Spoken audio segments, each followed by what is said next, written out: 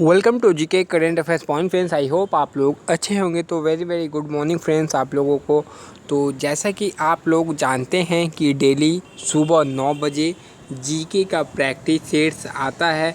ऐसा कोई भी दिन नहीं है जिस दिन आप लोगों के लिए प्रैक्टिस सेट्स ना आता हो। Navy, MR, SSR, coast guard, group Y के लिए काफ़ी इंपॉर्टेंट हो जाता है यह सेट्स। तो नेवी, एमआर, एसएसआर और ग्रुप वाई में जीके अच्छे मार्क्स का आता है। तो आप लोग यदि यह सेट्स कर रहे हैं तो आपको ज़रूर डेफिनेटली आपके एग्ज़ाम्स में इन सेट्स में से क्वेश्चन डायरेक्टली मिल जाएगा। तो बेसिकली टेस्ट कराने का यही फ़ायदा है कि जो large number of questions practice करा सके, क्योंकि जीके की जो भूमिका रहती है आपके एग्जाम्स में, खासकर एमआर में और एसएसआर में, इसमें 70 to 75% जो सिलेक्शन की चांसेस हो जाती है जीके के पोर्शन के चलते ही होती है। इसलिए यदि आप जीके पे अच्छा कमांड बना के जाते हैं, अच्छा स्कोर करते हैं, तो डेफिनेटली आपका सिलेक्शन होना तय हो जाता है। इसलिए अच्छे से कीजिए। इसके पहले मैंने 70 सेट्स ऑलरेडी करा दिया है जो कि जीके एंड साइंस के लिए है। प्लेलिस्ट में उसका लिंक है। एक नियमित तौर पे यदि आप लोगों ने टेस्ट किया है तो कभी का रिवाइज ज़रूर कर लीजिएगा। ये आपके सेहत के साथ साथ आपके पढ़ाई के लिए भी बेनिफिट्स होगा। एंड जो बंदे हमारे चैनल से नहीं जुड़े हैं वो हमारे GK current affairs point Telegram channel से जुड़ जाए। इसका फ़ायदा यह है कि आपको वहाँ पर एक क्विज़, जो इम्पोर्टेंट टेस्ट लेता हूँ उसका लिंक वहाँ दे दिया करता हूँ। डेली शाम को 100 क्वेश्चंस का टेस्ट होता है जो कि आपके लिए इम्पोर्टेंट है। तो चैनल से जुड़ जाइएगा। और जो बंदे चैनल पे पहली बार आए हैं उनको चैनल को सब्सक्राइब कर बेल आइकन प्रेस कर देना है, जिससे वो डेली वीडियो का नोटिफिकेशन मिल जाएगा। और जो इम्पोर्टेंट प्लेलिस्ट है उसका लिंक इस वीडियो को डिस्क्रिप्शन में मिल जाएगा। नेवी, एमआर के लिए जो प्लेलिस्ट है उसका लिंक इस वीडियो को डिस्क्रिप्शन में आप लोग देख लीजिएगा। पहला क्वेश्चन है, पीसा की झुकी हुई मीनार किस देश में है? तो पीसा की झुकी हुई मीनार है, मैंने आपको बताया भी था जब पढ़ाया था। तो देखिए, पहला ऑप्शन है यूनान, दूसरा ऑप्शन है इटली, तीसरा ऑप्शन है फ्रांस, चौथा ऑप्शन है पोलैंड। तो देखिए, आपको समय अच्छा खासा दिया जा रहा है, क्योंकि अच्छे से सोच विचार करके आंसर दीजिए। कोई जल्दीबाजी नहीं है, ना आपका ट्रेन छूट रहा है ना मेरा ट्रेन छूट रहा है। तो एक अच्छे ढंग से अटेंड कीजिए, लगिए एक एग्ज़ाम का पेपर आप दे रहे हैं। तो देखिए, इस क्वेश्चन का सही जवाब क्या हो जाएगा? पीसा जो झुकी हुई मीनार है वह कहाँ पर है? इटली में स्थित है। कहाँ पर? इटली। नेक्स्ट क्वेश्चन की तरफ मूव ऑन करते हैं। तो हमारा नेक्स्ट क्वेश्चन क्या है? गोदान के लेखक कौन है? गोदान इज रिटेन बाय। पहला ऑप्शन है मुंशी प्रेमचंद, बंकिम चंद्र चटर्जी, रविन्द्रनाथ टैगोर या गोपाल सिंह नेपाली। तो देखिए, आपका होमवर्क क्वेश्चन में आपसे एक पूछता हूँ, रविन्द्रनाथ टैगोर के पिता का नाम क्या है? रविन्द्रनाथ टैगोर को नोबेल पुरस्कार कौन सी ईस्वी में मिला था? याद कीजिए, 2 क्वेश्चन का आंसर आपको मुझे कमेंट में बताना है। चलिए, इस क्वेश्चन का सही जवाब होगा, गोदान के जो लेखक है उनका नाम है मुंशी प्रेमचंद। बंकिम चंद्र चटर्जी से याद रखना है बंकिम चंद्र चटर्जी से आपको क्या याद रखना है कि वंदे मातरम के रचयिता बंकिम चंद्र चटर्जी है। एंड वंदे मातरम जो गीत होता है 65 सेकेंड में गाया जाता है। इसकी अवधि पूछा जाए तो 65 सेकेंड होता है। आनंद मठ के भी रचयिता बंकिम चंद्र चटर्जी है। रविन्द्रनाथ टैगोर से आपको पता होगा, हमारा राष्ट्रीय गान रविन्द्रनाथ टैगोर ने लिखा है। और राष्ट्रीय गीत पूछा जाए तो बंकिम चंद्र चटर्जी। गान और गीत में डिफरेंस है। गान रविन्द्रनाथ टैगोर ने लिखा है और राष्ट्रीय गीत बंकिम चंद्र चटर्जी ने लिखा है। गीतांजलि पुस्तक भी रविन्द्रनाथ टैगोर ने लिखा है। अमार सोनार बांग्ला रविन्द्रनाथ टैगोर ने लिखा है। पोस्ट ऑफिस भी रविन्द्रनाथ टैगोर ने लिखा है। बांग्लादेश का राष्ट्रीय गान भी रविन्द्रनाथ टैगोर ने लिखा है। नेक्स्ट क्वेश्चन की तरफ चलते हैं। सारे इंपॉर्टेंट पॉइंट बता दिया। डोनाल्ड ट्रंप किस पार्टी के नेता है? डोनाल्ड ट्रंप किस पार्टी के नेता है? पहला ऑप्शन है labour party, democratic party, Republican party या निर्दलीय। तो देखिए, इस क्वेश्चन का इम्पोर्टेंस आपके एग्जाम्स में हो जाता है, क्योंकि ऐसा क्वेश्चन भी कभी कल आपके एग्जाम्स में देखने को मिलता है। जो फेमस लीडर है कहीं का पूछ लिया जाता है, उसके कौन से पार्टी से संबंधित है। तो देखिए, डोनाल्ड ट्रंप किस पार्टी के नेता है? तो वो रिपब्लिकन पार्टी, यानी ऑप्शन 3 एकदम सही जवाब होगा। तो नेक्स्ट क्वेश्चन की तरफ मूव ऑन करते हैं। तो नेक्स्ट क्वेश्चन देखिए, क्या है फुल फॉर्म। एक बार बता देना चाहता हूँ कि आपके शिफ्ट में 1 या 2 फुल फॉर्म हमेशा आता है। इफ़ आप ये फुल फॉर्म गलत करते हैं मतलब आपने अपने हाथ से 1 मार्क्स गंवाया, जानबूझकर गंवाया, क्योंकि मैंने टॉप 200 फुल फॉर्म आपको पहले ही करवा दिया है, जिसका लिंक बोले जो आपको जीके टॉपिक वाइज प्लेलिस्ट में जाइएगा तो आपको टॉप 200 फुल फॉर्म मिल जाएगा। उन 200 फुल फॉर्म के बाहर से क्वेश्चन नहीं आएगा आपके एग्जाम्स में, तो 2 से 4 बार पढ़ लीजिएगा तो आप उस पर कमांड बना लीजिएगा। तो आपको इस वीडियो के बाद जाके फुल फॉर्म देखना है इफ़ आप एक सीरियस कैंडिडेट हो तो एसटीडी का फुल फॉर्म आपको बताना है। मैंने बता दिया, टॉप 200 में कराया है। तो ये आज का आपका होमवर्क क्वेश्चन है, इजी क्वेश्चन है, होमवर्क क्वेश्चन है, तो करके ज़रूर इसका आंसर मुझे कमेंट बॉक्स में ज़रूर बता दीजिएगा। इसका आंसर का इंतज़ार मुझे आप सबसे रहेगा। नेक्स्ट क्वेश्चन की तरफ बढ़ते हैं। बेतला अभयारण्य किस राज्य में है? तो जितना भी अभयारण्य है मैंने करवा दिया है। महाकुंभ जो सीरीज हुआ था उन सब में सारी चीज़ें आपको करवा दिया गया है। जीके महाकुंभ क्लास 3 क्लास हुआ है 30 मिनट 38 मिनट 40 मिनट के आसपास, जिसमें 40 टॉपिक्स के जीके को कवर किया गया है, जिससे बाहर आपका उसमें से कम 10 मार्क्स का जीके आ जाएगा 3 वीडियोस से। तो अच्छे से करके जाइएगा। तो इस क्वेश्चन का सही जवाब होगा बेतला अभयारण्य जो है झारखंड में स्थित है। कहाँ पर? झारखंड में स्थित है। ऑप्शन 2 सही जवाब होगा। नेक्स्ट क्वेश्चन की तरफ बढ़ेंगे। जो भी इंपॉर्टेंट प्लेलिस्ट है ना इस वीडियो के डिस्क्रिप्शन में आपको मिल जाएगा। पर्सिया किस देश का पुराना नाम है? पर्सिया जो है किस देश का पुराना नाम है? इराक का, सऊदी अरब का, अफ़गानिस्तान का, ईरान का? तो आपको ईरान की राजधानी मुझे कमेंट बॉक्स में बताना है, कैपिटल। फ़िलहाल इसका आंसर बताइए। अफ़गानिस्तान का भी कैपिटल बता दीजिए, इराक का भी कैपिटल बता दीजिए मुझे। तो देखिए इस क्वेश्चन का सही जवाब हो जाएगा यानी ईरान। पर्सिया का जो किस देश का पुराना नाम है? तो पर्सिया जो है ईरान का पुराना नाम है। नेक्स्ट क्वेश्चन की तरफ बढ़ेंगे। देश बंधु के नाम से कौन जाने जाते हैं? देश बंधु के नाम से कौन जाने जाते हैं? इंपॉर्टेंट क्वेश्चन एग्जाम्स में आ ही सकता है। CF Andrews, Chittaranjan Das, Khan Abdul Gaffar Khan, Maulana Abul Kalam Azad. तो देखिए टेस्ट लेने का मकसद ये नहीं है कि मैं आपके एबिलिटी को चेक कर रहा हूँ, मैं जो important questions large number of questions करा देना चाहता हूँ डिफरेंट प्रैक्टिस सेट से। मैं यह सिक्योर रहना चाहता हूँ कि 25 में से 22 क्वेश्चन जो आए, 22 से 23 क्वेश्चन कम से कम मैं जो करवा दूँ उसी के अंदर से आए, किसी को कोई शिकायत ना रहे। इसलिए मैं लार्ज नंबर ऑफ क्वेश्चंस करवा दूंगा और उसके अंदर से ही आपके एग्जाम्स में क्वेश्चन पूछे जाएंगे। उसके बाद यदि आप लोग गलत करते हैं, क्लासेस को अच्छे से नहीं रिवाइज करते हैं, जिसका जिम्मेवारी मैं नहीं ले सकता, क्योंकि मैं आपको बोलता हूं कि हर चीज़ को रिवाइज करना चाहिए वरना आप लोग भूल जाइएगा। बट आप लोग में से कुछ ही बंदा है जो रिवाइज करता है। आपको जब भी खाली समय मिले, चैनल में ऐसे बहुत सारे वीडियोस जो आपको कम समय में ज़्यादा नॉलेज दे सकती है, तो उसे ज़रूर देखिए कम से कम खाली समय में। तो देश बंधु के नाम से कौन जाने जाते हैं? तो इस क्वेश्चन का सही जवाब देखिए क्या है। चित्तरंजन दास जो है देश बंधु के नाम से जाने जाते हैं। नेक्स्ट क्वेश्चन की तरफ बढ़ते हैं। भारत में एक डाकघर औसतन कितने क्षेत्रफल में अपने सेवाएं पहुंचाता है?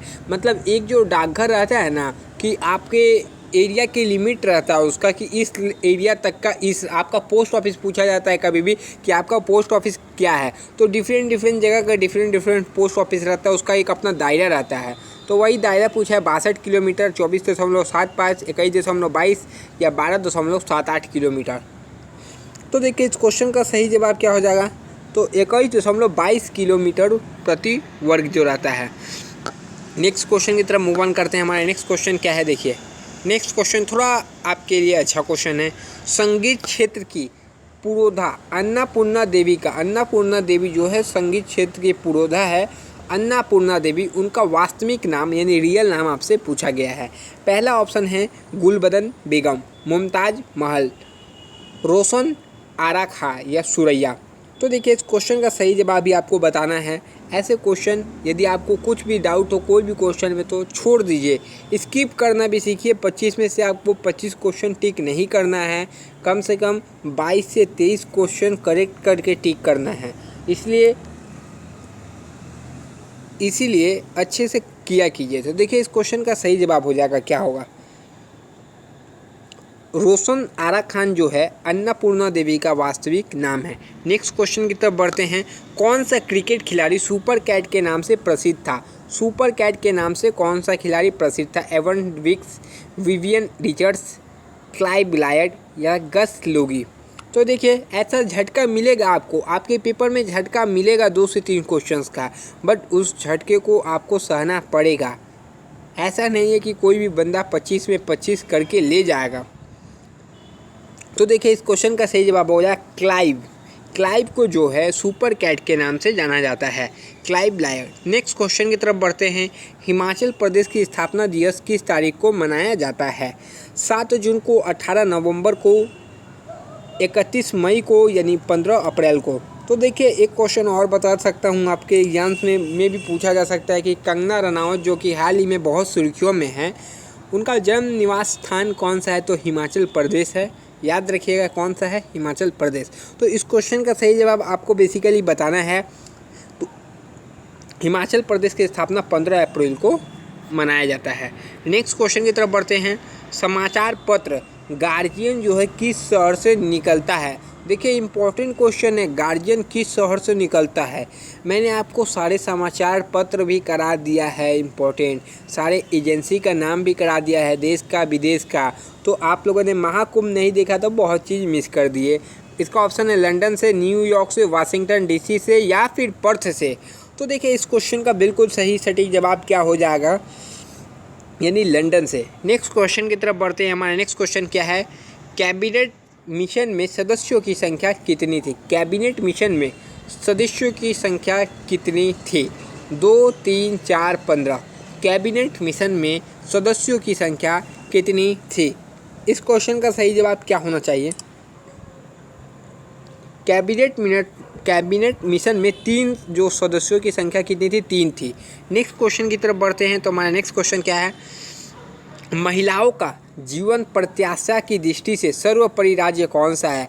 महिलाओं की जीवन प्रत्याशा की दृष्टि से सर्वोपरि राज्य कौन सा है? पश्चिम बंगाल, महाराष्ट्र, उत्तर प्रदेश, केरल। तो देखिए बहुत बढ़िया क्वेश्चन है आपके एग्जाम्स में के लिए भी और आपके नॉलेज के लिए भी।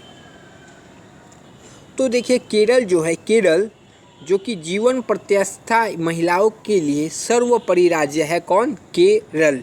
नेक्स्ट क्वेश्चन की तरफ बढ़ते हैं। केरल के मुख्यमंत्री और गवर्नर का नाम मुझे कमेंट बॉक्स में ज़रूर आप लोग बता दें। नेक्स्ट क्वेश्चन की तरफ बढ़ते हैं। तो हमारा नेक्स्ट क्वेश्चन क्या है? किस वर्ष गोवा सहित अन्य पुर्तगाली बस्तियों को भारतीय संघराज्य क्षेत्र बनाया गया? काफ़ी इंपॉर्टेंट क्वेश्चन है, आपके एग्जाम्स में आने की अति संभावना रखता है यह क्वेश्चन। किस वर्ष गोवा सहित अन्य पुर्तगाली बस्तियों को भारतीय संघराज्य क्षेत्र बनाया गया? 1960, 1962, 1965, 1969। तो देखिए इस क्वेश्चन का बिल्कुल सही सटीक जवाब हो जाएगा 1962, यानी ऑप्शन 2। 1962 ईस्वी में गोवा सहित अन्य पुर्तगाली बस्तियों को भारतीय संघराज्य क्षेत्र बनाया गया। नेक्स्ट क्वेश्चन देखिए। पैम्पेरो नामक वन पवन किस देश में बहती है?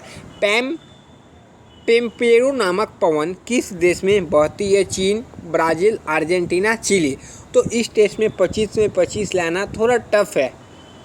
मुझे पता है 25 में 22, 21 तक आ सकते हैं, पर 25 में 25 शायद ही कोई ला सकता है ईयर टेस्ट में, क्योंकि इस टेस्ट का लेवल अच्छा खासा लेवल है।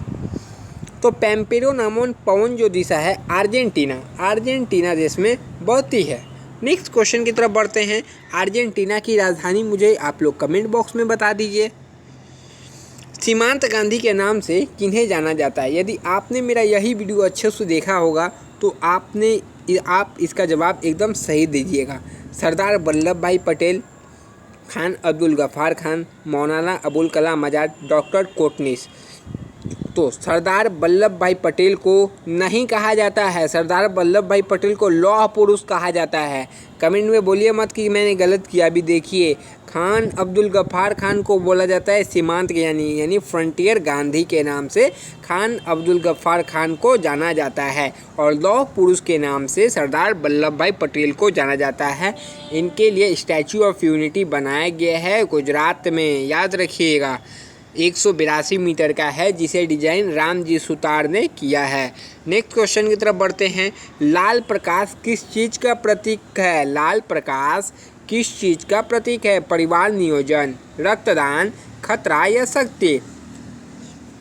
तो सिग्नल में भी आप लोग लाल लाइट देखते होंगे, मतलब रहता क्या है? सिग्नल लाल मतलब खतरा, आपको कहीं भी याद रख सकते हैं, लाल मतलब खतरा है।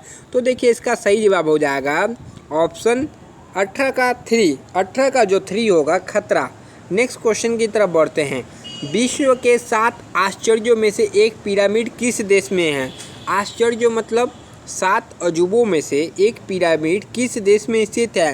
पिरामिड किस देश में स्थित है? तो मैंने यह क्वेश्चन आपको कराया हुआ है, लेबनान में, फ्रांस में, मिस्र में, तुर्की में। तुर्की की राजधानी मुझे कमेंट बॉक्स में ज़रूर आप बताइएगा। तुर्की स्पेस देके फिर राजधानी उसका लिखिएगा। तो देखिए मिस्र में पिरामिड किस देश में है? तो मिस्र में है। नेक्स्ट क्वेश्चन की तरफ बढ़ते हैं। क्षेत्रफल की दृष्टि से रूस के बाद दूसरा सबसे बड़ा स्थान कौन सा है? क्षेत्रफल की दृष्टि से रूस के बाद दूसरा सबसे बड़ा देश कौन सा है? चीन है, कनाडा है, अमेरिका है, यूक्रेन है। चीन की राजधानी और मुद्रा मुझे कमेंट बॉक्स में बता दीजिए कि चीन की राजधानी और मुद्रा क्या है। और कनाडा की तो आप लोगों ने पिछले क्लास में बताया था। तो देखिए इस क्वेश्चन का सही जवाब क्या है? तो क्षेत्रफल की दृष्टि से रूस के बाद दूसरा सबसे बड़ा देश कौन सा है? तो वह कौन सा है? कनाडा है। नेक्स्ट क्वेश्चन की तरफ बढ़ेंगे। हमारा नेक्स्ट क्वेश्चन देखिए क्या है। आज का एकदम टेस्ट बड़ा मजा लेवल का क्वेश्चन था। देखते हैं कौन कितना ला सकता है, किसको कितना पता था। देखिए आपको पता भी नहीं ना था तो कितना क्वेश्चन का आपको आंसर जवाब पता चला, यही टेस्ट का बेनिफिट है। सुमात्रा द्वीप किस देश का भाग है? चीन का है, थाईलैंड का है, जापान का है, इंडोनेशिया का है? तो देखिए मज़ा वाला ये भी क्वेश्चन है, एकदम लल्लन टॉप क्वेश्चन है सारे।